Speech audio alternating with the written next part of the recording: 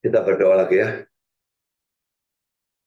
Bapa di surga, terima kasih bahwa kami lagi-lagi mendapatkan kesempatan, kebebasan untuk membaca, mendengar, mempelajari, menggali, merenungkan sebagian firman Tuhan,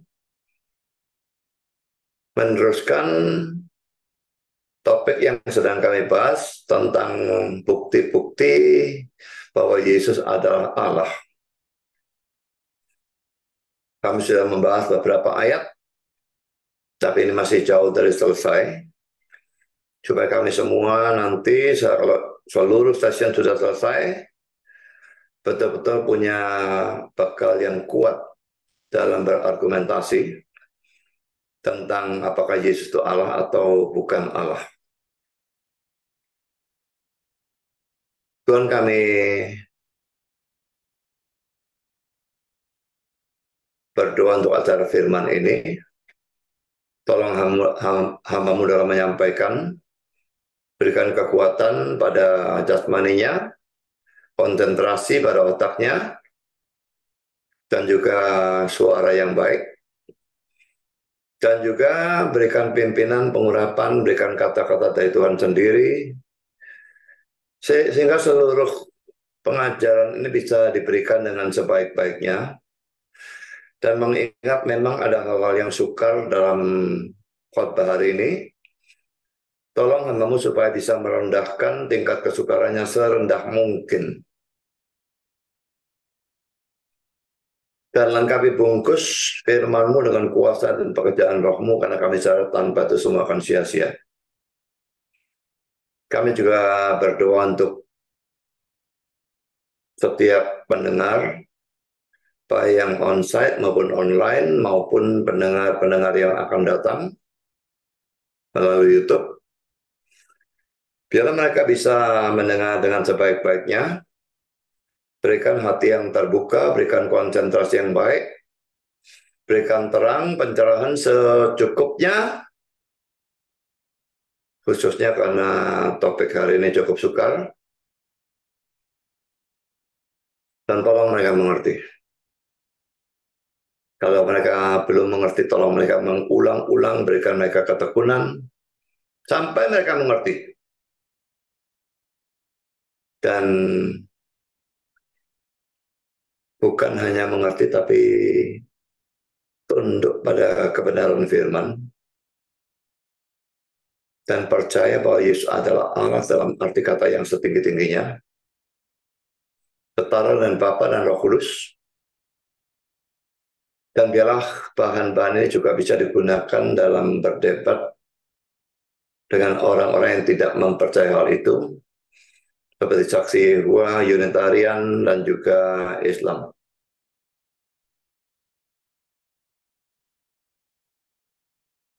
Setan pasti bekerja dalam acara firman. Laki-laki kami mohon Kau kuatkan semua kami. Terima kasih Bapa, berfirmanlah kami siap untuk mendengar. Dalam nama Yesus kami berdoa. Amin.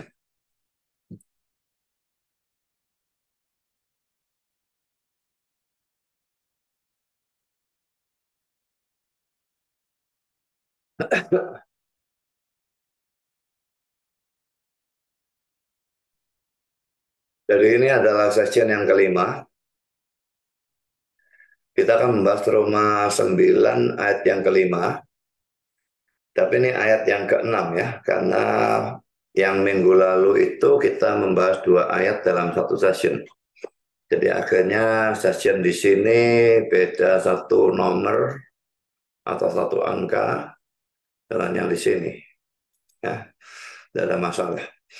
Kita baca dulu saudara, Roma 9 ayat 5 ini memang membuktikan Yesus sebagai Allah, tetapi tentu saja ditolak oleh saksi Yehova, dan seluruh khotbah ini perdebatan antara kita dengan saksi Yehova gitu ya. Roma 9 ayat 5 itu berbunyi, mereka adalah keturunan bapak-bapak leluhur yang menurunkan Mesias dalam keadaannya sebagai manusia yang ada di atas segala sesuatu. Ia adalah Allah yang harus dipuji sampai selama-lamanya. Amin. Ini kan membicarakan Mesias ya, atau Kristus. Ya, Mesias itu dari kata Ibrani, kalau Kristus dari kata Yunani, tapi artinya sama, yang diurapi, betul ya. Jadi ini membicarakan Yesus, di sini dibicarakan sebagai manusia, tapi lalu dikatakan ada di atas segala sesuatu. Lalu dikatakan lagi, ia adalah Allah yang harus dipuji sampai selama-lamanya. Amin. Tapi coba sekarang kita lihat ya, kalau dalam terjemahan kita sebetulnya menyolok, kelihatan bahwa ayat ini membuktikan Yesus sebagai Allah. Tapi terjemahan dunia baru punya saksi Yehua yang memiliki bapak-bapak leluhur dan yang menurunkan Kristus sebagai manusia. Titik dua. Titik duanya ini penting. Kelihatannya kayak tanda baca. Ya, kalau kita koma di sini, ya, ini koma. Tapi kalau mereka berikan titik dua. Saya baca ulang, yang memiliki bapak-bapak leluhur dan yang menurunkan Kristus sebagai manusia, titik dua. Allah yang ada di atas segalanya. Ini kan Yesusnya yang di atas segalanya ya. Allah yang ada di atas segalanya. Beda kalimatnya saudara ya. Diagungkanlah untuk selama-lamanya. Amin. Yang diagungkan untuk selama-lamanya siapa? Allah. Jadi kelihatannya terjemahan dunia baru ini mau memisahkan kalimat yang saya garis bawahi ini dengan kalimat sebelumnya dan menganggap bahwa kalimat pertama berbicara tentang Kristus, sedangkan kalimat kedua yang saya garis bawahi itu mereka anggap sebagai suatu doksologi dari kata doksa ya, kemuliaan, dan logi dari logos. Jadi kata-kata kemuliaan atau kata-kata pujian dari Paulus kepada Allah dalam arti Allah Bapa. Jadi dengan terpisahnya kedua kalimat ini, maka Roma 9 ayat 5 ini tidak menunjukkan Kristus sebagai Allah. Kalau dilihat dari terjemahannya saksi Yehua. Ya. Saya berikan tanggapan sekarang saudara. Pertama, Roma 9 ayat 5b merupakan suatu doksologi. Pertanyaannya, ya. Jadi ini kita pertanyakan, apakah Roma 9 ayat 5b itu suatu doksologi, kata-kata pujian? Saudara, Roma 9 ayat 5b tidak mungkin merupakan suatu doksologi. Karena kalimatnya tidak mungkin diterjemahkan demikian. Mari kita melihat bagian terakhir dari Roma 9 ayat 5 itu, bagian terakhirnya saja ya. Dalam bahasa Yunani, beserta terjemahannya kata per kata dalam bahasa Inggris maupun dalam bahasa Indonesia nanti ya. Ini tidak usah dibaca, langsung saya baca transliterasinya saja ya. Ho on epi panton theos eulogetos eistus Ionas. O ini definite article. The on ini being, epi ini over, panton ini all, theos itu God, eulogetos blessed, eis unto, tus Ionas, tus ini definite article, the ages. Saya dalam Indonesia, the ini kata sandang tertentu, KST ya. Being itu ada, over, di atas, all, semua, God, Allah, blessed, terpujilah, unto the ages, sampai selama-lamanya. Sekarang kita lihat komentar dari seorang ahli teologi yang nama E. Strong. Saya sudah berulang kali menggunakan kata-kata dia. Sebetulnya bukunya bagus ya. Cuma Strong ini reform 4 poin. Yang menolak poin ketiga sama seperti Albert Barnes, yaitu limited atonement, itu dia tolak ya. Dalam Roma 9 ayat 5, anak kalimat ho on epipanton theos eulogetos tidak dapat diterjemahkan terpujilah Allah di atas segala sesuatu. Karena on sama dengan being atau ada, itu berlebihan jika anak kalimat itu merupakan suatu doksologi. Eulogetos artinya terpujilah, mendahului nama Allah dalam suatu doksologi. Ya, terpujilah Allah, kan gitu ya, mendahului mestinya. Tapi mengikutinya, jadi di belakangnya seperti di sini dalam satu penggambaran. Di sini eulogetosnya ini setelahnya teos. Allah terpujilah, gimana maunya? Terpujilah Allah, lah itu bisa doksologi.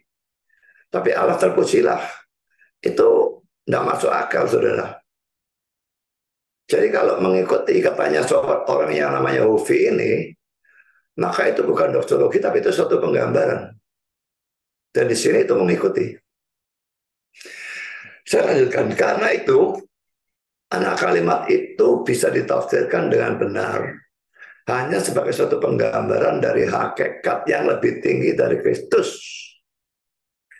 Ingat, Kristus itu satu pribadi dengan dua hakikat. Hakikat manusia, hakikat ilahi. Hakikat yang lebih tinggi itu yang mana? Ya tentu saja yang ilahi. Ya. Jadi anak kalimat itu bisa ditafsirkan dengan benar hanya sebagai suatu penggambaran dari hakikat ilahi dari Kristus. Tentang siapa baru saja dikatakan to kata sarka, artinya menurut daging atau menurut hakikatnya yang lebih rendah atau hakikat manusia, mendapatkan asal usulnya dari Israel. Jadi saudara, saya sekarang jelaskan argumentasi dari Strong ini ya.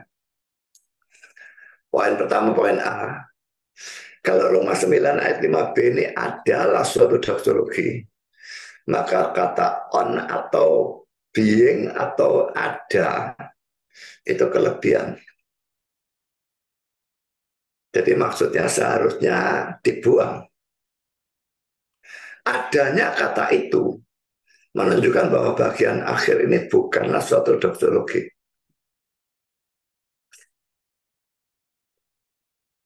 Tidak bisa mengerti hal ini kalau kita tidak hebat dalam bahasa Yunani, saya kira.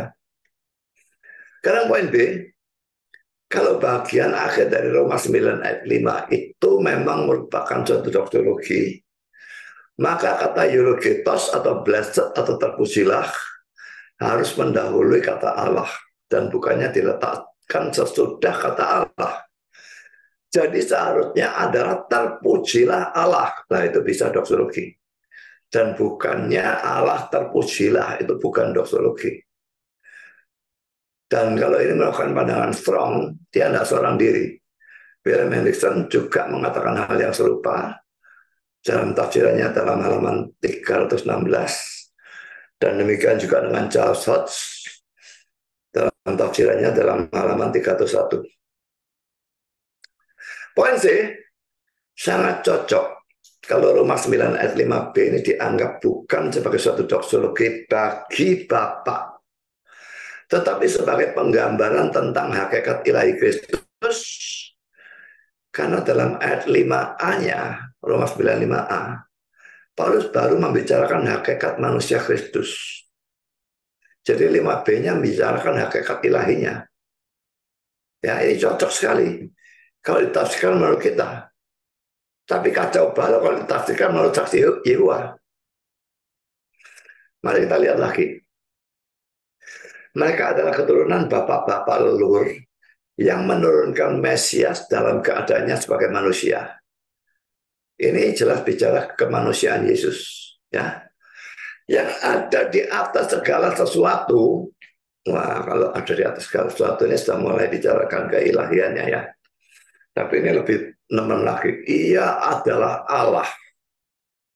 Nah ini tidak bicarakan apapun kecuali bicarakan Mesias atau Kristus kok. Ya ia itu ya pasti Kristus itu. Dan ia adalah Allah yang harus dipuji sampai selama-lamanya. Amin. Coba kita lihat Roma 9 ayat 5 ini di dalam Bible Works ya.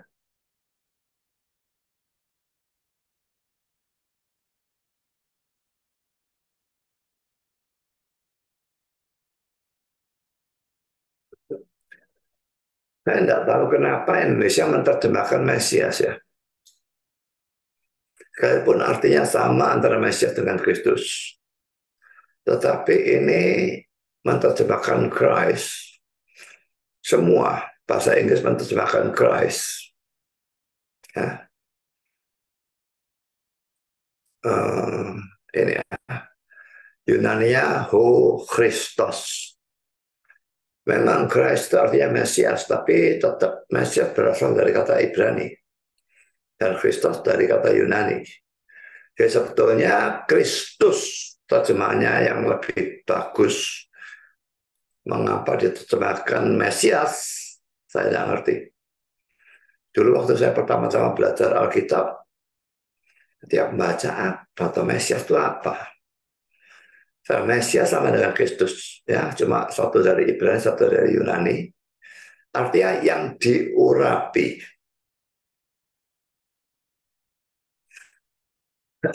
Kan saya lanjutkan dulu ya. Charles Dodds menambahkan lagi argumentasi lain sebagai berikut.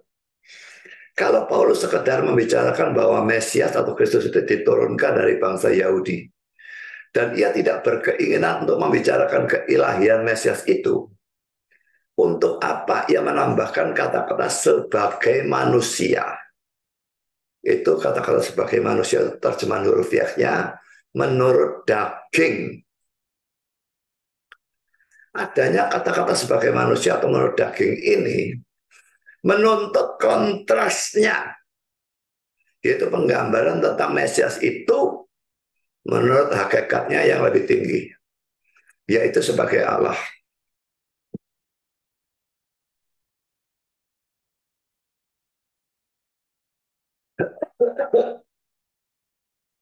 Kan saya berikan kata-kata Charles ini ya, pada penafsiran lain yang manapun. Tidak ada apapun yang sesuai dengan kata-kata atau kata sarka. Menurut daging atau sebagai manusia. Mengapa ia tidak sekedar berkata, dari siapa Kristus atau Mesias itu datang? Ini akan menyatakan segala sesuatu. Seandainya Sang Rasul tidak merencanakan untuk menyatakan hakikat ilahi, maksudnya hakikat ilahi dari Kristus. Jadi kalau dia tidak merencanakan untuk menyatakan hakikat ilahi, dia tidak akan menggunakan kata-kata ini. Bahwa dia menggunakan kata-kata ini, mesti ada kontrasnya. Hakikat manusia sudah dibicarakan, sekarang kontrasnya hakikat ilahi mesti dibicarakan. Kan Yesus itu sungguh-sungguh Allah dan sungguh-sungguh manusia. Masa dia bicarakan hanya manusianya tok. Nanti orang akan simpulkan, oh Yesus cuma manusia, tidak ada Allah belas.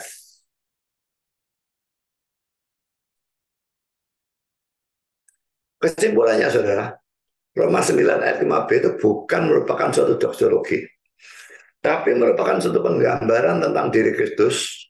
Dengan demikian ayat ini memang menunjukkan atau menyatakan keilahian Kristus atau bahwa Yesus itu adalah Allah.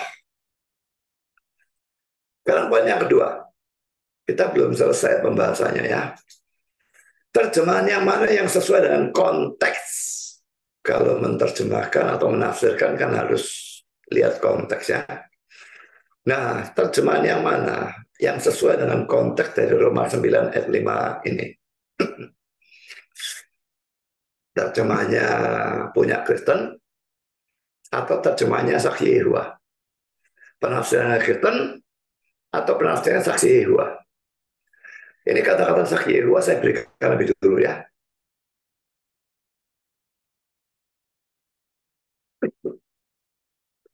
Pikirkan apa yang selanjutnya tertulis di Roma pasal 9. Ya, kalau konteks itu kan bahas ayat setelahnya, ayat sebelumnya dilihat ya. ayat 6 sampai dengan 13 menunjukkan bahwa pelaksanaan maksud atau tujuan Allah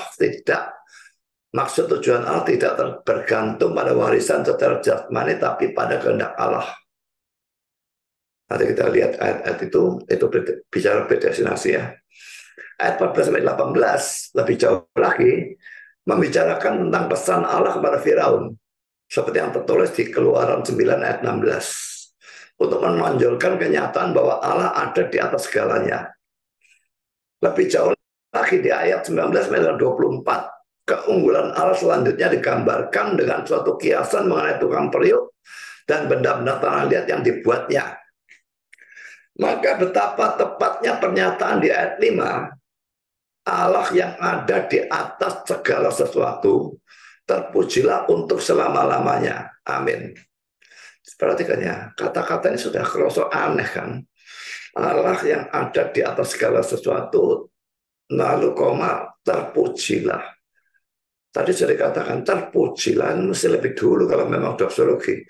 Terpujilah Allah yang ada di atas segala sesuatu, lah itu baru.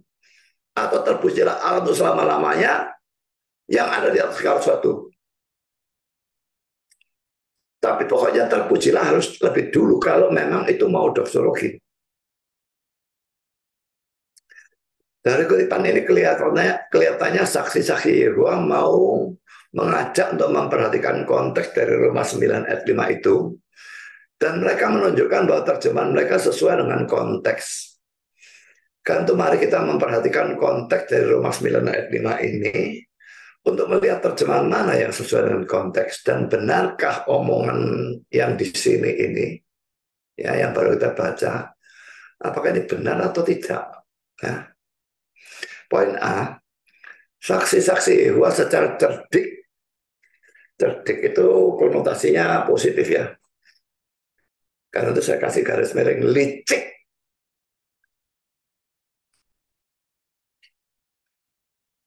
ya.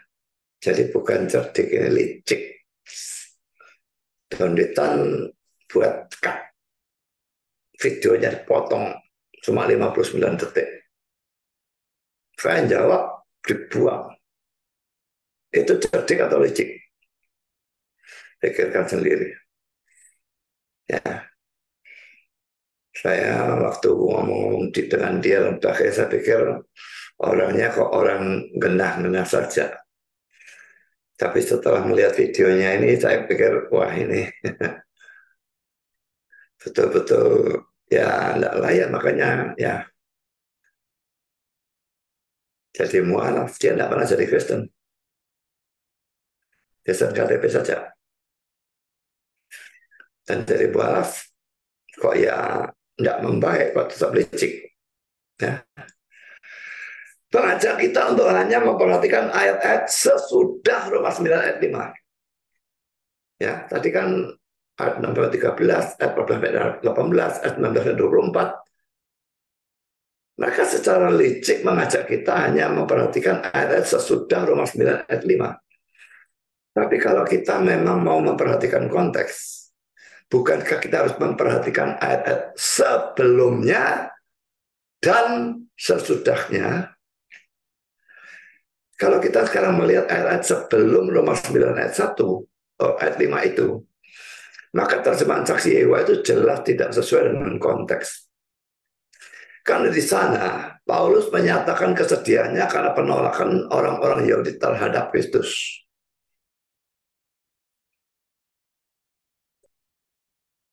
Ya, sekarang kita lihat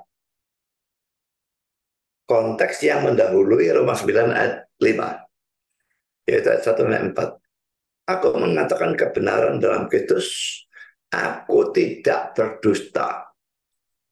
Suara hatiku turut bersaksi dalam Roh Kudus bahwa aku sangat berduka cita dan selalu bersedih hati. Perhatikan ya, Paulusnya sangat berduka cita dan selalu bersedih hati. Karena Israel tidak mau percaya gitu ya. Dia menginjili, mereka menolak terus, tertengkuk gitu ya. Bahkan aku mau terkutuk dan terpisah dari Kristus demi saudara-saudaraku kaum sebangsaku secara jasmani. Kalau dia bicara saudara-saudara tuh bukan saudara seiman, karena mereka menolak kok.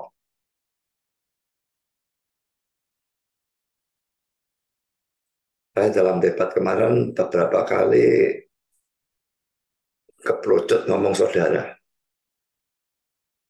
Debat itu debat yang sifatnya rohani. Saya tidak seharusnya bicara mengatakan saudara, tapi itu keterlepasan. Sebetulnya panggil bapak atau apapun namanya, tapi jangan saudara, tapi ya debat itu menekankan keterlepasan. Saudara Cahaya itu bolak-balik saya sudah beritahu, kalau jadi chairman itu jangan bilang bapak-bapak, ibu-ibu, saudara-saudara. Dalam jemaat itu tidak ada yang jadi bapakmu atau ibumu. Ini konteks rohani karena kebaktian. Cukup ngomong saudara-saudara, buang bapak ibunya. Tapi terus dilakukan saja. Tadi dilakukan lagi. Orang yang tidak seiman, jangan sebut saudara, kecuali konteksnya saudara sebangsa. Nah ini Paulus mengatakan saudara-saudaraku, dia jelaskan kaum sebangsaku secara jasmani. Kalau misalnya konteksnya itu acara 17 Agustusan, nah ngomong saudara-saudara enggak apa-apa. Karena ini saudara-saudara sebangsa. Tapi kalau konteksnya rohani, enggak boleh ngomong saudara-saudara. Ayat 4, sebab mereka adalah orang Israel. Mereka telah dianggap menjadi anak, dan mereka telah menerima kemuliaan, dan perjanjian-perjanjian, dan hukum Taurat, dan ibadah, dan janji-janji.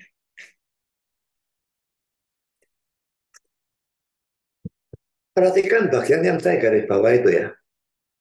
Warna biru ini ya.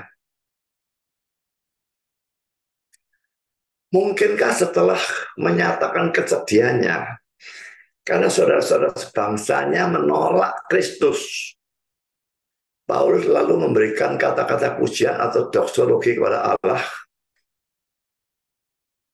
Masuk akal enggak?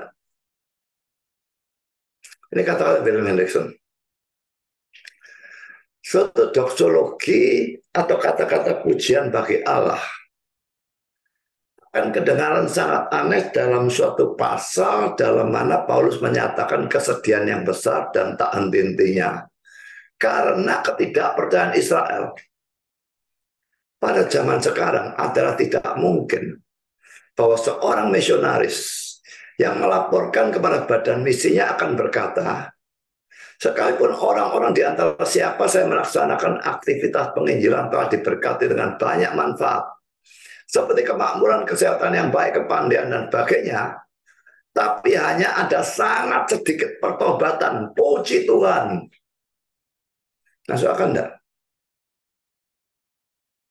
Apalagi kalau tidak ada yang bertobat. Dia sedih. Kaum sebangsanya tidak mau bertobat. Puji Tuhan. Lucu, saudara. Jadi kalau itu dianggap pakai doksologi, dihubungkan dengan konteks sebelumnya, sama sekali tidak cocok, belas. Makanya saksi Yehova membahas konteks sesudahnya.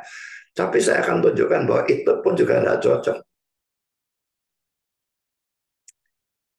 Kan saya lanjutkan, tetapi bukankah Roma 9 ayat 5b itu, kalau merupakan penggambaran tentang Kristus, juga merupakan pujian dari Kristus? Bagi Kristus? Tidak. Paulus tidak melakukan suatu pujian kepada Kristus. Ia hanya mengatakan, ini statement ya, seperti kata-kata Hovi tadi, ia, itu Mesias atau Yesus ya, adalah Allah yang harus dipuji sampai selama-lamanya. Ini merupakan suatu pernyataan dan juga suatu perintah yang didasarkan pada pernyataan itu. Karena dia adalah Allah, maka dia harus dipuji sampai selama-lamanya.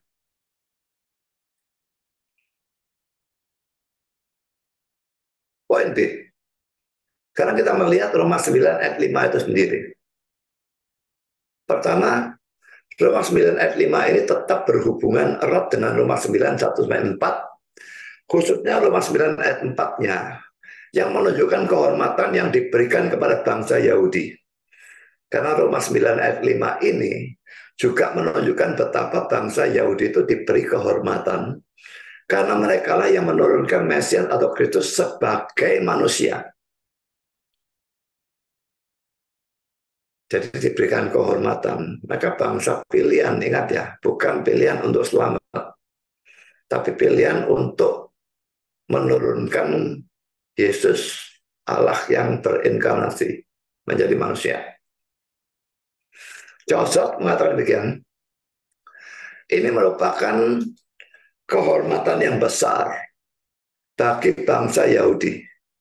Untuk ini mereka dipisahkan sebagai bangsa yang khusus dan dipelihara atau dilindungi di tengah-tengah segala penderitaan mereka. Dipisahkan sebagai bangsa yang khusus. Karena memang nubuatnya Yesus harus lahir dari bangsa Israel, dari suku Yehuda. Bangsa Israelnya mesti dipelihara. Nanti akhirnya 10 sukunya berantakan, hancur dari bangsa Samaria. Tapi suku Yehuda harus dipelihara.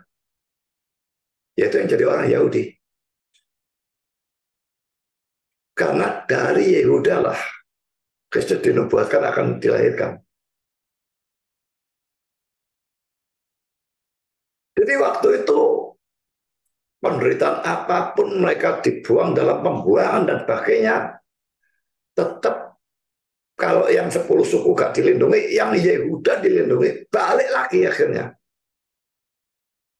Ini tidak membicarakan zaman sekarang ya, Israel sekarang ya, tidak. Ini membicarakan zaman itu. Mereka tetap dilindungi. Gambar yang kedua, tapi setelah membicarakan Kristus sebagai manusia, supaya Kristus tidak dianggap hanya sebagai manusia, Paulus melanjutkan dengan membicarakan secara singkat keilahian Kristus. Ya, kita lihat yang warna biru itu menunjukkan kemanusiaan, yang warna merah itu menunjukkan keilahian. Kita baca Roma 9 ayat 5. Mereka adalah keturunan bapak-bapak leluhur yang menurunkan Mesias dalam keadaan sebagai manusia. Jadi bapak-bapak leluhur ini kan manusia ya. Abraham, Ishak, Yakub ya. Nah, mereka itu menurunkan Mesias. Nah, kalau keturunan manusia namanya manusia. Tapi masih ditambahi dalam keadaannya sebagai manusia. Jadi kemanusiaannya ditekankan, saudara. Jangan berkata yang paling penting hanya keilahiannya. Tidak. Kalau dia bukan manusia, dia tidak bisa menderita ataupun mati. Maka tidak bisa ada penebusan, tidak bisa ada kesejahteraan, tidak bisa ada keselamatan. Saya sudah pernah mengatakan sesat dalam keilahiannya. Sama dengan sesatnya, sama sesatnya dengan kesesatan dalam keilahiannya. Pada abad-abad awal yang seringkali ditolak itu kemanusiaannya malahnya. Dia cuma menyerupai manusia, tapi bukan sungguh manusia dan sebagainya.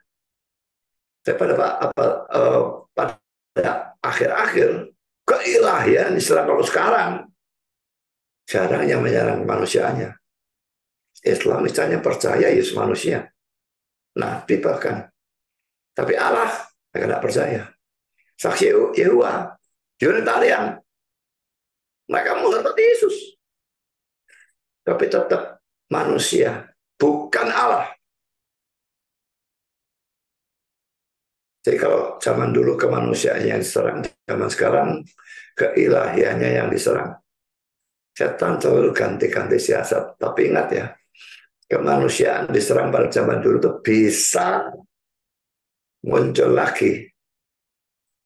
Makanya belajar sejarah itu perlu, supaya jangan kesalahan yang masa lalu itu diulang lagi.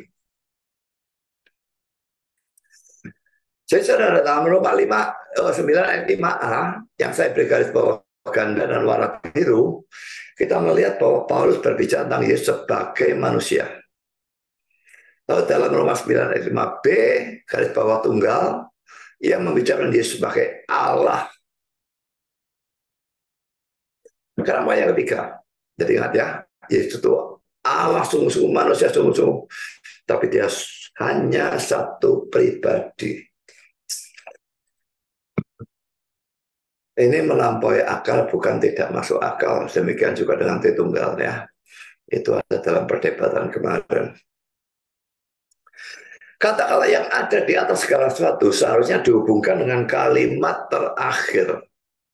Seperti dalam NIV. There are the patriarchs, and from them is traced the human ancestry of Christ, who is God over all, forever praise. Amen. Milik mereka lah bapak-bapak leluhur, dan dari mereka diturunkan leluhur manusia dari Kristus, yang adalah Allah di atas segala sesuatu, dipuji selama-lamanya. Jadi kata-kata di atas segala sesuatu dihubungkan dengan kata-kata God. Tapi God-nya itu menunjukkan Kristus. Jadi Kristus adalah Allah yang ada di atas segala sesuatu.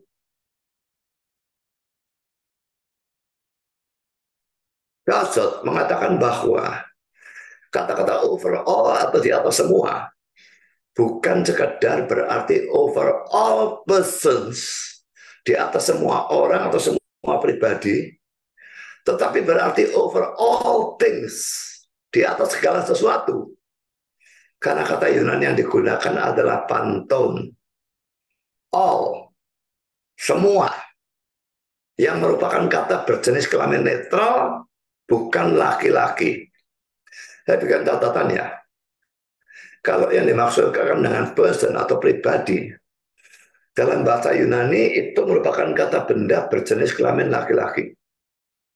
Sedangkan kata thing atau hal atau sesuatu merupakan kata benda berjenis kelamin netral.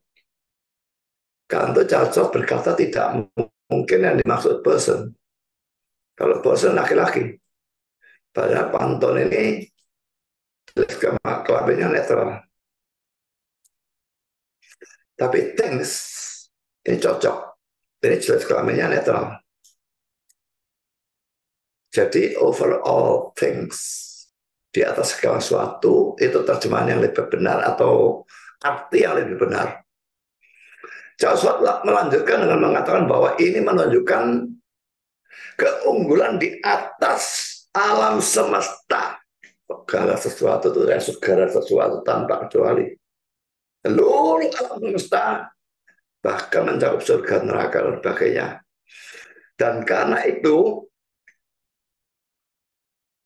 ini tidak mungkin bahwa kata theos diambil dalam arti yang lebih rendah apapun. Jadi tidak boleh diartikan egot seperti saksi Yehova percayai Yesus itu suatu Allah, Allah kecil.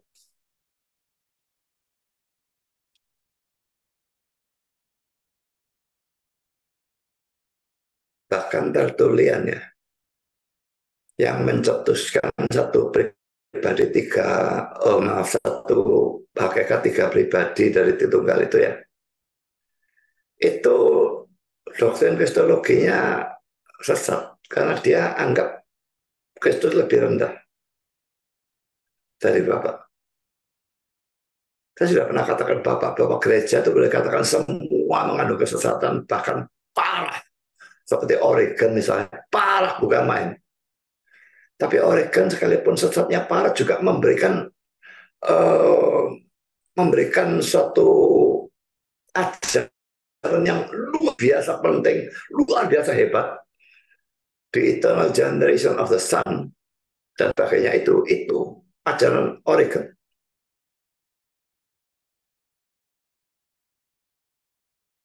Karena jangan berpikir seperti membaca buku silat. Kalau membaca buku silat, ada murid sama guru, ya tentu gurunya lebih hebat. Gurunya punya guru lagi, berarti kakek guru. Ini lebih hebat lagi.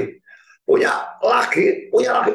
Kalau paling atas sana, tambah lama tambah hebat.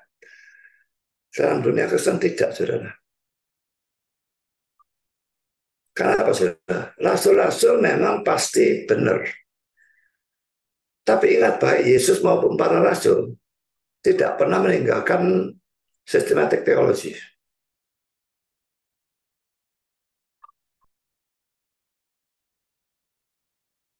Sehingga pada waktu rasul-rasul mati semua, bapak-bapak gereja yang sangat awal, Ignatius, Polycarp, dan bahkan ini kebingungan, saudara.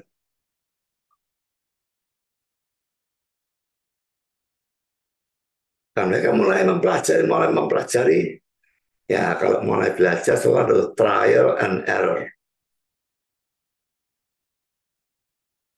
Selalu seperti itu. Salah coba lagi. Berusaha dibetulkan lagi dan sebagainya. Dan banyak orang akhirnya saling membetulkan. Alasan kedua, mengapa orang-orang zaman sekarang atau zaman yang lebih modern, katakanlah zamannya Calvin dan sebagainya, lebih pintar dari bapak-bapak gereja. Karena orang-orang yang zaman sekarang bisa mempelajari tulisan bapak-bapak gereja. Kalau mereka mempelajari semua tulisan bapak-bapak gereja, mana bisa mereka kalah pintar dari bapak-bapak gereja. Dan mereka bandingkan bapak gereja satu dengan yang lain. Sama seperti kalau saya baca buku tafsiran, saya banding-bandingkan argumentasi yang mana lebih kuat. Akhirnya makin lama makin mendapatkan kebenaran. Mulai zaman Agustinus mulai bagus, tapi Agustinus sendiri sudah masih ada kesesatan. Karena dia memutlakkan baptisan. Berarti keselamatan karena iman dan perbuatan, betulnya.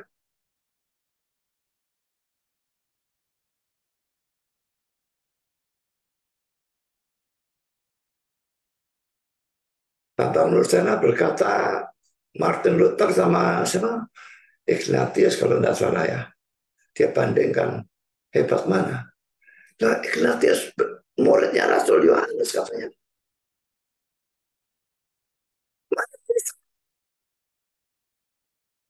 Martin Luther dari mana? Gobloknya setengah mati argumentasi apa? Martin Luther belajar bukunya Ignatius. Ignatius bagaimana belajar bukunya Martin Luther? Jelas pintar Martin Luthernya. Apalagi Calvin yang kutu buku model gitu, John Owen.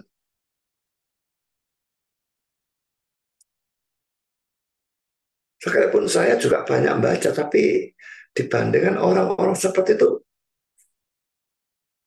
saya kutu busuk. Mereka betul-betul kutu buku. Baca semua tuh.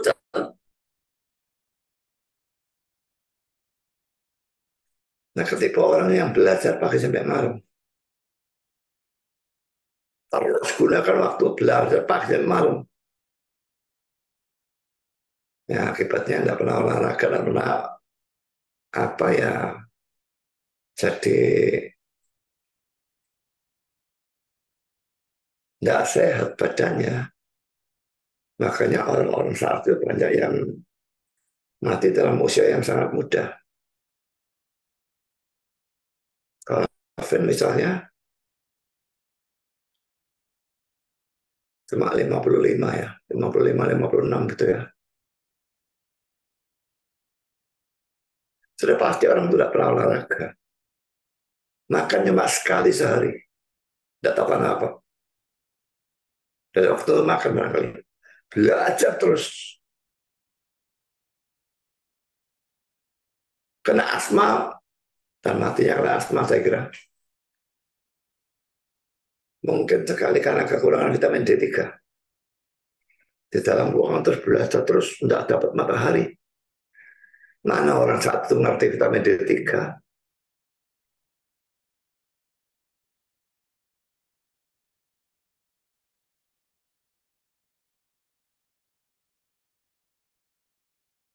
Charles Helen Spurgeon itu mati usia 58 kalau saya tidak salah. Jadi ya belajar bagus, tetapi harus ada keseimbangan di antara rohani dan jasmani. Berolahraga itu menurut saya itu suatu keharusan. Kalau kasih diri sendiri, sesama seperti diri sendiri, jadi harus menjaga kesehatan kan. Kalau tidak mau olahraga belas, apakah itu menjaga kesehatan? Sedikitnya jalan kaki, saudara. Jalan kaki pagi atau sore, kapan saya tidak ngurus. Jalan kaki 30 menit sehari. Itu olahraga sudah. Kalau muda, lari. Kenapa bisa hanya jalan kalau bisa lari? Saya saja masih lari. Kalau saya lari 1 menit, jalan 1 menit. Lari 1 menit, jalan 1 menit. Masih latihan itu masih mukul sancak.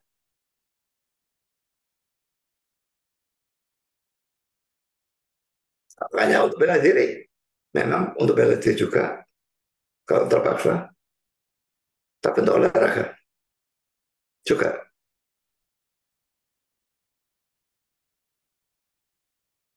Jadi kembali pada Charles saja.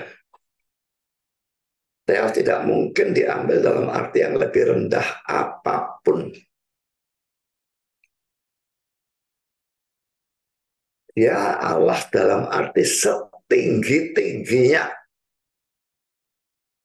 Ini kata-kata Charles.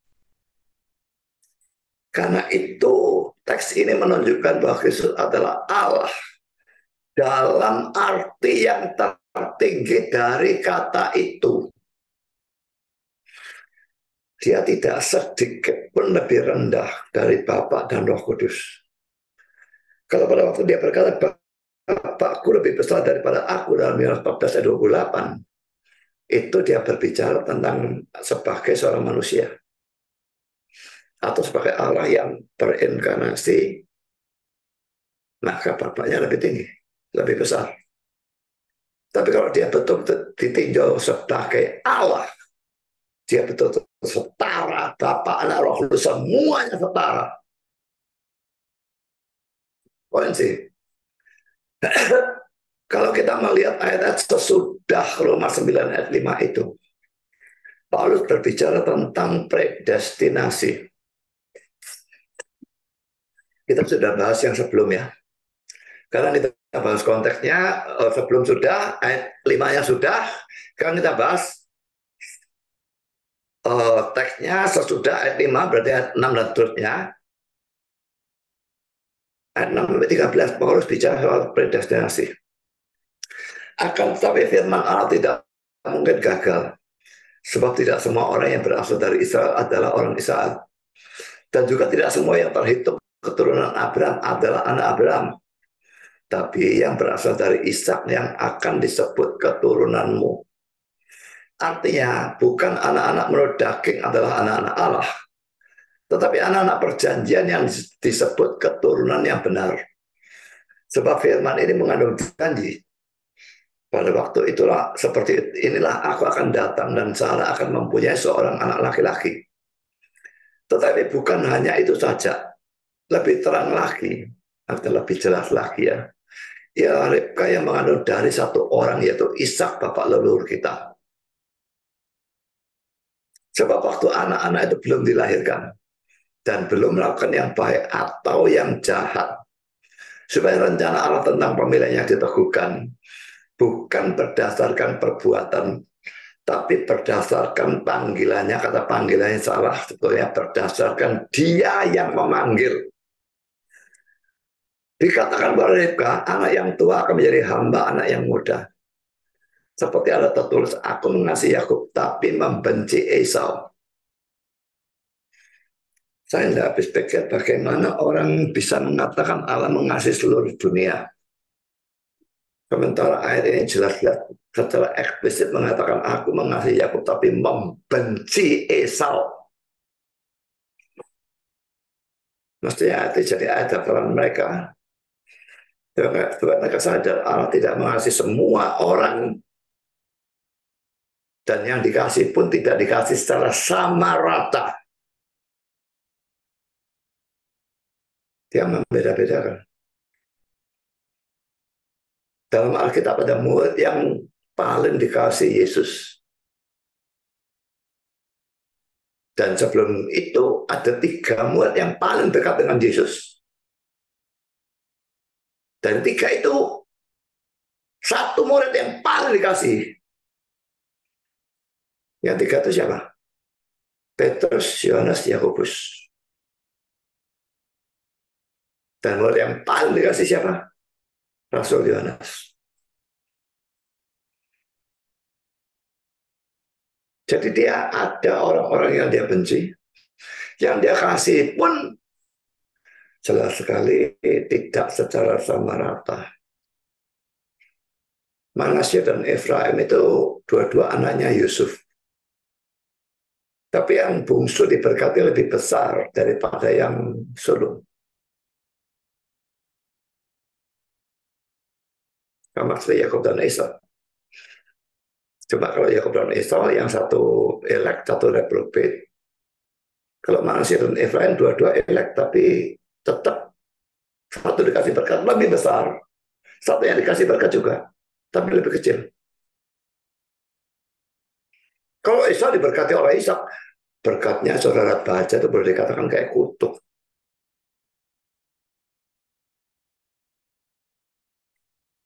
Ini ya, teks ini tetap sangat cocok dengan terjemahan kita tentang Roma 9 ayat 5. Paulus takut bahwa kata-katanya dalam Roma 9 ayat 3 dan 4 menimbulkan pemikiran bahwa Allah gagal dalam janjinya.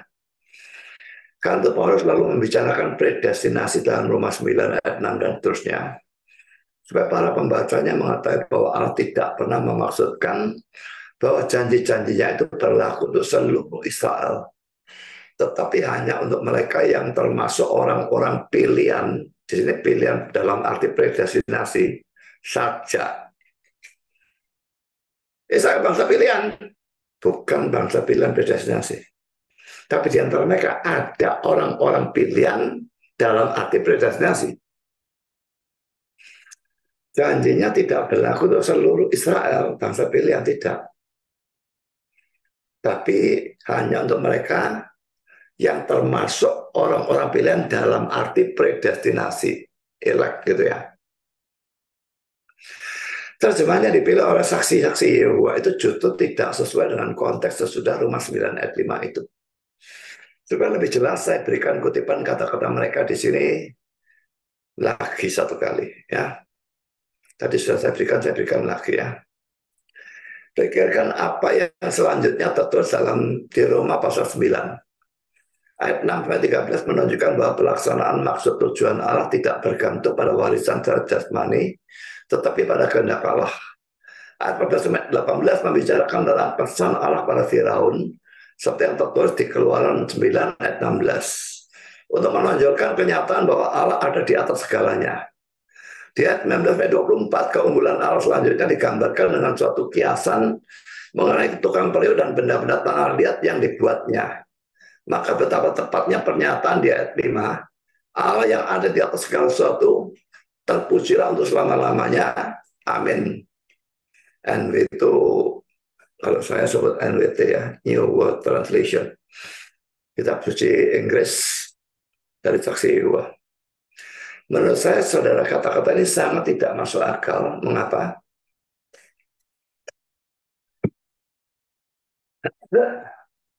Ini yang mengatakan keunggulan Allah ya. Nah, di ayat 19-24.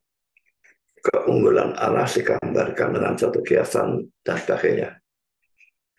Menurut saya tidak masuk akalnya itu karena seharusnya setelah selesai menggambarkan keunggulan Allah, baru Paulus memberikan doksologi. Dan bukan sebelumnya.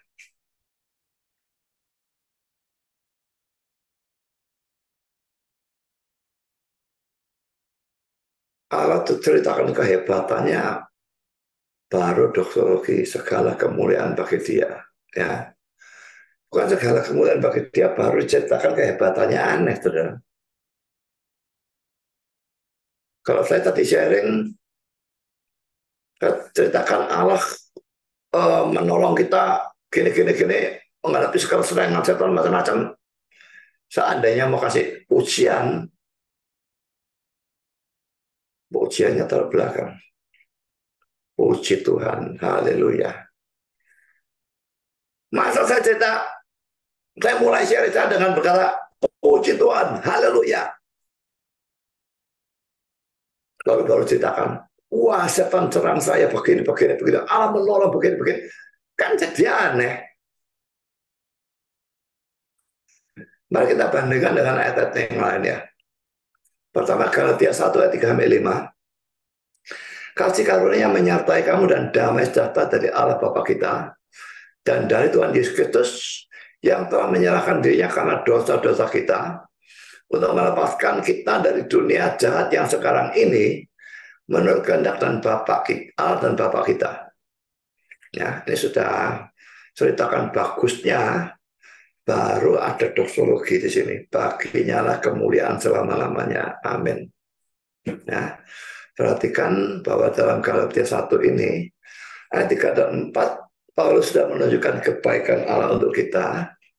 Dan lalu dalam Galatia 1 ayat 5, dia memberikan suatu doksologi atau kata-kata pujian. Ini yang wajar. Kalau ayat 5-nya ditaruh di depan, baru ayat 3 dan 4. Jadi lucu kalimatnya. Contoh kedua, Efesus 3, 20 dan 21. Bagi dialah yang dapat melakukan jauh lebih banyak daripada yang kita doakan atau pikirkan.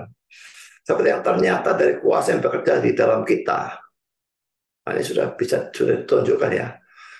Dapat melakukan jauh lebih banyak daripada yang kita doakan atau pikirkan. Kita doa itu sehebat apapun yang kita doakan, pikirkan itu sehebat apapun. Kita doa supaya orang-orang dengan siapa saya berdebat itu bertobat dan sebagainya. Tapi dia itu dapat melakukan jauh lebih banyak. Seperti yang ternyata dari kuasa yang bekerja di dalam kita. Bagi dialah kemuliaan di dalam jemaat dan dalam Kristus teman sampai selama-lamanya. Laki-laki ini ayat 21-nya doksologinya. Tapi hal-hal yang menunjukkan kehebatan Allah bisa melakukan jauh lebih banyak daripada yang kita doakan dan pikirkan, itu dibicarakan lebih dulu. Baru bagian akhirnya doksologi. Jadi ayat 20 kebaikan Allah, ayat 21 doksologi. Kalau ayat ketiga, perbandingan Roma 9 ayat 5 dengan ayat-ayat lain dalam kitab suci. Saksi Yehova mengatakan demikian. Terjemahan manakah dari Roma 9 ayat 5 yang selaras dengan Roma 15 ayat 5 dan 6 yang mula-mula membedakan Allah dari Kristus Yesus dan kemudian mengajak para pembaca untuk memuliakan Allah dan Bapa Tuhan kita Yesus Kristus. Lihat juga 2 Korintus 1 ayat 3 dan Efesus 1 ayat 3. Coba kita baca ayat-ayat yang mereka jadikan referensi ini ya. Roma 15, 5 dan 6. Semoga Allah yang adalah sumber ketekunan dan penghiburan mengaruniakan kerukunan kepada kamu sesuai dengan kehendak Kristus Yesus Sehingga dengan satu hati dan satu suara kamu memuliakan Allah dan Bapa Tuhan kita Yesus Kristus. 2 Korintus 1 ayat 3, terpujilah Allah Bapa Tuhan kita Yesus Kristus, Bapa yang penuh belas kasihan dan Allah sumber segala penghiburan. Lalu Efesus 1 ayat 3, terpujilah Allah dan Bapa Tuhan kita Yesus Kristus yang dalam Kristus telah mengaruniakan kepada kita segala berkat Tuhan dalam surga.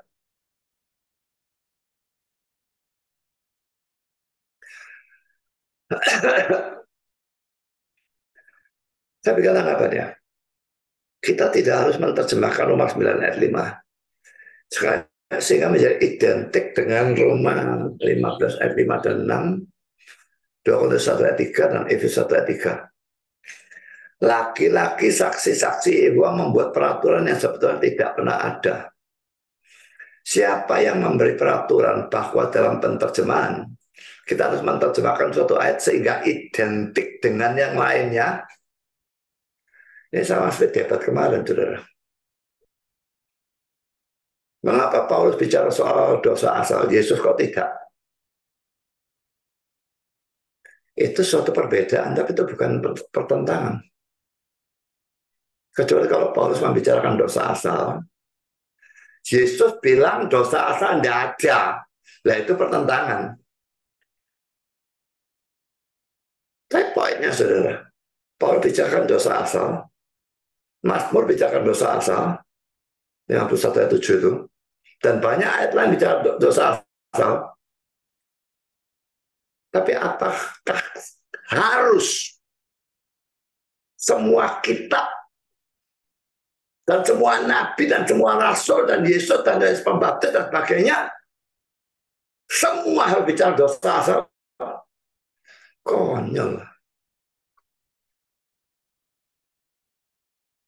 Mereka juga pernah menyerang dalam debat tahun 2022 melawan Sabellianisme. Kalau tidak salah tentang Injil itu ya. Kenapa di sini ada dalam Injil Matius, kenapa Markus tidak tulis? Dan pokoknya seperti itu. Loh, kalau yang Matius tulis, Markus juga harus tulis, Lukas juga harus tulis, Yohanes juga harus tulis. Dan apa yang Yohanes tulis, Markus juga harus tulis, Matius juga harus tulis, semua. Maka kita akan mempunyai 4 Injil yang identik. Kan gila. Justru Injil itu berbeda-beda sudut pandangnya, sehingga saling melengkapi. Sebuah rumah itu ya, pasti digambar dulu ya oleh si arsitek ya. Dan kalau arsitek itu mau gambar rumah, supaya rumah itu bisa betul-betul dibangun nanti, sedikitnya dia harus memberikan 3 sudut pandang. Dari depan, dari atas, dan dari samping. Itu sedikitnya. Kalau cuma dari 2 sudut, sudut manapun asal karepmu, tak bisa dibangun tidak rumahnya. Nah sekarang pada waktu dia menggambar rumahnya dari depan, ya otomatis mesti pintu kan di depan, masa pintu di atas atau di samping, pintu di depan, ada jendela di depan lagi, lalu kelihatan gentengnya dari bagian depan. Kalau dari samping, tembok rata, kelihatan gentengnya, tapi genteng samping. Dari atas, kelihatan gentengnya top, nutupi semuanya. Ya mungkin bisa dibuat ruangan-ruangan tuh tertutup, garis-garisnya tetap ditutup, digambar tetap bisa. Tapi poinnya jelas, 3 penggambaran dari depan, dari samping, dari atas berbeda satu sama lain. Kan gila kalau kita tanya, loh kenapa yang dari samping kok tidak menggambarkan jendela dan pintu yang ada di depan? Loh, gila. Menjadi 3 gambaran yang identik, tambah tidak bisa dibangun rumahnya.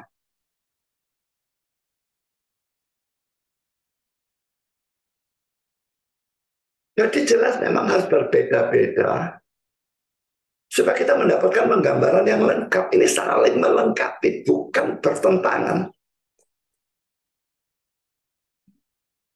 Jadi itu si Muslim ini juga, yang debat ini juga buat rumus sendiri.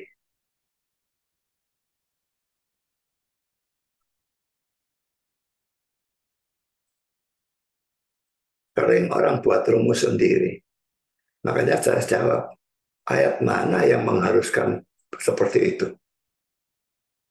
Jadinya nanti semua surat identik. Semua kitab identik semua. Dan saya katakan ini juga ayat boleh berbeda. Tidak ada keharusan identik. Asal tidak bertentangan.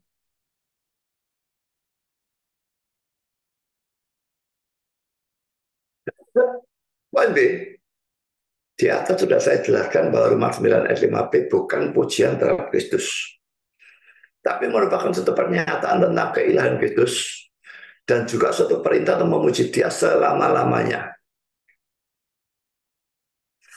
Bahwa Kristus harus dipuji selama-lamanya, sesuai dengan ayat-ayat lain yang memberikan pujian atau kemuliaan bagi Kristus sampai selama-lamanya.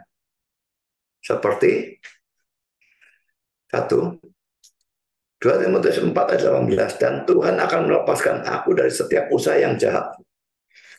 Dia akan menyelamatkan aku sehingga aku masuk dalam kerajaannya di sorga. Baginya lah kemuliaan selama-lamanya. Amin.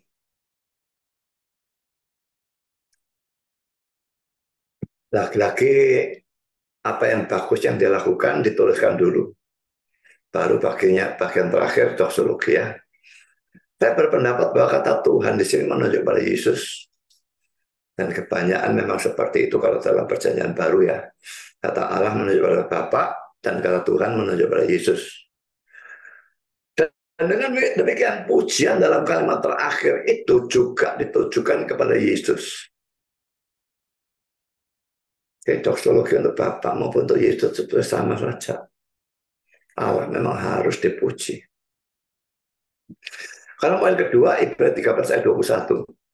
Kiranya memperlengkapi kamu dengan segala yang baik untuk melakukan kehendaknya dan mengerjakan di dalam kita apa yang berkenan kepadanya oleh Yesus Kristus. Baru sekarang pujian, bagi Dialah kemuliaan sampai selama-lamanya. Amin. Dia tuh warna biru tuh tentu Yesus Kristus. Laki-laki pujian kepada Yesus Kristus ya, karena kata dia itu jelas menunjuk kepada Yesus Kristus. Contoh ketiga, 2 Petrus 3 ayat 18. Tapi bertumbuhlah dalam kasih karunia dan dalam pengenalan akan Tuhan dan Juru Selamat kita Yesus Kristus. Baginya lah kemuliaan sekarang dan sampai selama-lamanya. Nya itu jelas Yesus Kristus itu. Laki-laki ini suatu pujian bagi Yesus Kristus. Poin keempat, Wahyu 1:5-6. Dan dari Yesus Kristus saksi yang setia, yang pertama bangkit dari antara orang mati dan yang berkuasa atas raja-raja bumi ini. Bagi dia yang mengasihi kita dan yang telah melepaskan kita dari dosa kita oleh darahnya, dan yang telah membuat kita menjadi suatu kerajaan, menjadi imam-imam bagi Allah Bapaknya. Bagi dialah kemuliaan dan kuasa sampai selama-lamanya. Amin. Dia dalam ayat 5b dan ayat 6b jelas menunjuk pada Yesus Kristus dalam ayat 5a. Laki-laki di sini ada suatu pujian bagi dia, yaitu Yesus Kristus. Poin kelima, Wahyu 5 ayat yang ke-13. Dan aku mendengar semua makhluk yang di sorga dan yang di bumi dan yang di bawah bumi dan yang di laut dan semua yang ada di dalamnya berkata, bagi dia yang duduk di atas tahta dan bagi anak domba adalah puji-pujian dan hormat dan kemuliaan dan kuasa sampai selama-lamanya. Laki-laki pujian ya. Di sini pujian diberikan baik kepada Bapa. Ya, dia di sini nih Bapa. Ya, saya berikan warna yang berbeda saja ya.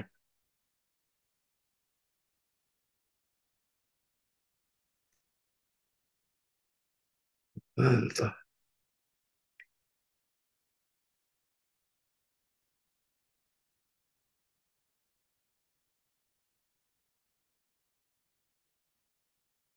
maupun kepada Yesus, anak domba. Ya, dua-dua dipuji. Dan kalau sudah perhatikan ya, bagi dia yang duduk di atas tahta dan bagi anak domba adalah puji-pujian dan hormat dan kemuliaan dan kuasa sampai selama-lamanya.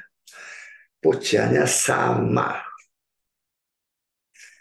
Kalau Yesus itu Allah kecil, maka mestinya pujian kepada dia yang lebih rendah daripada pujian kepada Bapa kan.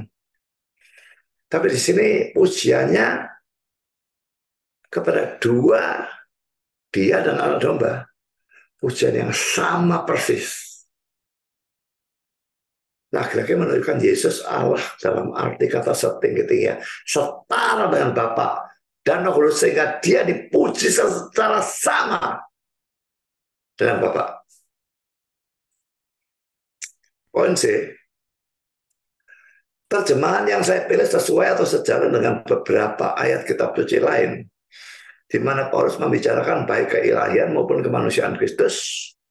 Ya, tadi kan Roma 9 ayat 5 mula-mula bicara tentang kemanusiaannya, lalu bicara keilahiannya. Dan ini sesuai sejalan. Saya tidak bilang identik ya, tapi sesuai atau sejalan. Sama-sama membicarakan kemanusiaan, keilahian. Mau keilahian dulu, baru kemanusiaan, terbalik, tidak masalah. Biasanya kemanusiaan dulu, tapi saya kira ada yang di sini ini keilahiannya dulu. Ya, nanti kita baca ya. Kalau tadi dalam Roma 9 ayat 5, kemanusiaannya dibicarakan dulu, baru keilahiannya. Karena Roma 1 ayat 3 dan 4 juga demikian. Ya, tentang anaknya yang menurut daging diperanakan dari keturunan Daud. Ini jelas-jelas bicara kemanusiaan. Dan menurut Roh Kekudusan dinyatakan oleh kebangkitannya dari antara orang mati bahwa ia adalah anak Allah yang berkuasa, Yesus Kristus Tuhan kita. Yang warna merah ini jelas-jelas bicara keilahiannya. Ya, dalam ayat 3 bicara kemanusiaan Yesus. Ayat 4 bicara keilahiannya. Sekarang poin kedua, Filipi 2 ayat 5-7, di mana dalam ayat 6-nya Paulus membicarakan keilahiannya. Ini keilahian dibicarakan dulu, tidak masalah. Ya. Sedangkan dalam ayat 7-nya Paulus membicarakan kemanusiaan Yesus. Mari kita lihat ya. Kita bacanya mulai dari ayat 5. Hendaklah kamu dalam hidupmu bersama menaruh pikiran dan perasaan yang terdapat juga dalam Kristus Yesus. Ya. Ayat 5 bukan saya bahas maunya, tapi supaya sudah mengerti ayat 6 itu membicarakan siapa, ya harus kita baca ayat 5-nya. Ayat 5-nya Yesus Kristus. Jadi ayat 6 itu bicara tentang Yesus Kristus atau Kristus Yesus. Yang walaupun dalam rupa Allah tidak menganggap kesetaraan dengan Allah itu sebagai milik yang harus dipertahankan. Ini menunjukkan keilahian. Melainkan telah mengosongkan dirinya sendiri dan mengambil rupa seorang hamba dan menjadi sama dengan manusia. Ini membicarakan Yesus sebagai manusia. Jadi kalau kita tafsirkan Roma 9 ayat 5 itu sesuai dengan yang tafsiran Kristen atau penerjemahan Kristen, maka cocok sejalan dengan banyak ayat, cocok dengan konteks. Jadi Roma 9 ayat 5 jelas memang membuktikan Yesus adalah Allah. Dan Allah dalam arti kata setinggi-tingginya.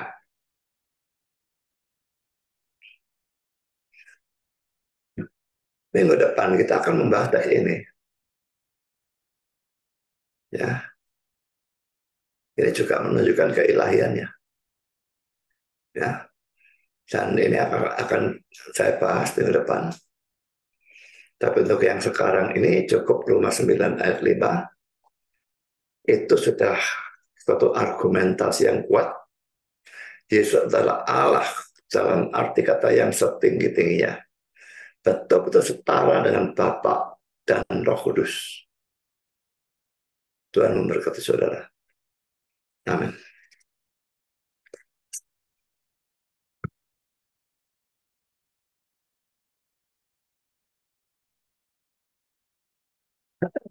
Mari kita berdoa. Bapak di surga, terima kasih bahwa kami bisa boleh menyelesaikan acara firman, dan lagi ditambah satu ayat yang membuktikan Yesus adalah Allah dalam arti yang setinggi-tingginya. Tolong kami untuk percaya, bagi yang belum percaya, dan biarlah kami mewujudkan kepercayaan kami itu dalam kehidupan kami sehari-hari. Biarlah kami menyembah Dia karena Dia adalah Allah. Kami memuliakan Dia karena Dia adalah Allah. Kami melayani Dia karena Dia adalah Allah. Mentaati Dia, dan sebagainya. Biarlah bahan ini bisa dilanjutkan sampai kami punya dasar lebih banyak lagi. Tapi yang sudah diberitakan, tolong kami mulai sudah gunakan dalam berdiskusi atau berdebat dengan orang-orang yang tidak mempercayai bahwa Yesus adalah Allah. Terima kasih Bapak. Dalam nama Yesus kami berdoa. Amin.